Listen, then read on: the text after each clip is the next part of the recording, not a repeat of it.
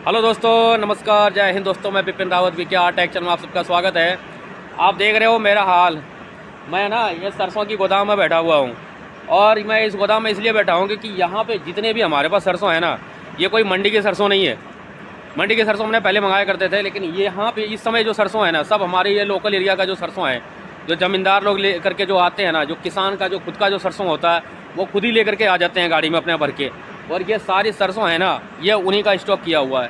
आप करीबन इतना माल तो रोज़ आ जाता है दोस्तों कि मिल भी चल जाता है और थोड़ा बहुत स्टॉक भी हो जाता है। तो मैंने सोचा कि आज की वीडियो है ना, मैं गोदाम में बैठ के बनाऊँ और सरसों के लिए आप सबको थोड़ा बहुत जानकारी दे दूँ कि आप लोग है ना सोच विचार में पूरी टाइम निकाल रहे हैं। तो सरसों खरीदने का जो समय है ना, वो आ चुका है, यानी कि चल रहा है। लेट नहीं कीजिए, अगर लेना है तो लेट नहीं करना है। जहाँ कहीं भी सरसों मिल रहा है, आपके आसपास में जहाँ भी कहीं सरसों मिल रहा है, आप लीजिए, लेट नहीं कीजिए।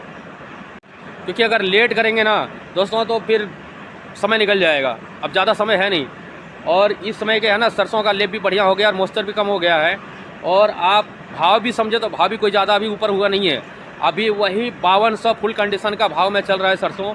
और मैं आपको अपने गोदाम दिखा दूंगा कि कितना यहाँ पे स्टॉक हो चुका है। और रोज़ करीबन छोटी गाड़ियाँ आ रहा है इस समय। कोई किसान लोग अपना जो घर का जो खुद का उसका माल होता है खेत का, ट्रॉली में लेके आ जाता है, कोई पिकअप में लेके आ जाता है, कोई 407 में लेके आ जाता है। तो अपना मिल का है ना माल पूरा स्टॉक यहीं से हो जाता है और मिल भी चल रहा है। तो ये कोई ज़रूरी नहीं है कि आपके पास कोई हम 30 टन या 50 टन या 100 टन का सौदा या बाहर से ही करते हैं, क्योंकि वो तो जब नहीं मिलता है तो वो बाहर के सरसों का व्यवस्था किया जाता है।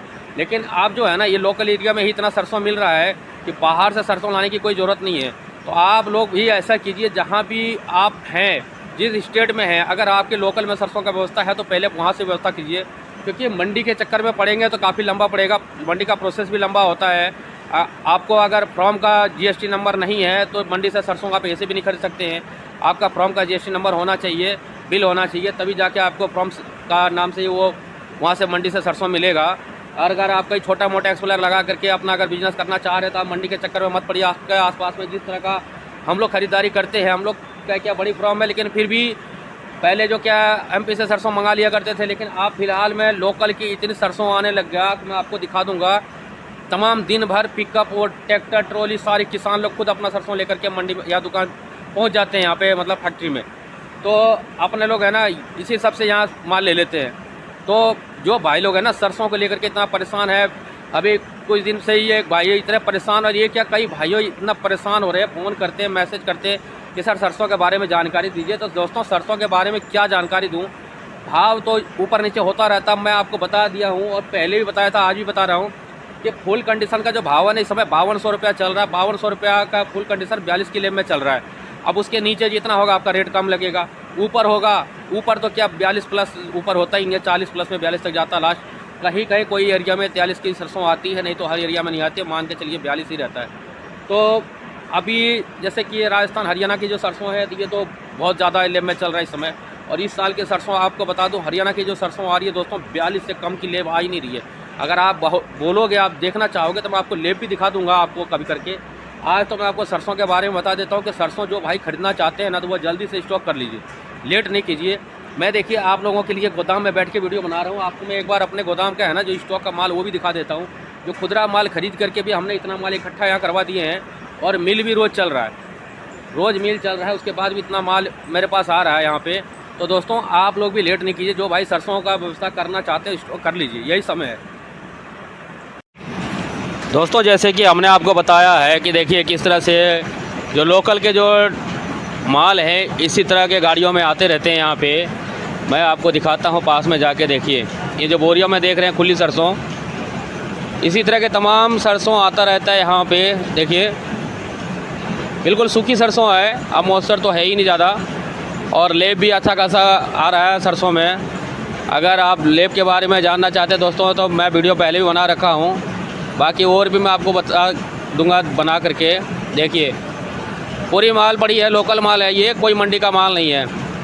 मैं बार बार आपसे कहता हूँ कि जो भाई लोग हैं ना कोई छोटा एक्सपेलर लेकर के अगर अपना तेल मिल का बिज़नेस करना चाह रहे हैं तो लेट नहीं कीजिए, सरसों का टाइम यही चल रहा है। देखिए स्टॉक हमारा गोदाम का।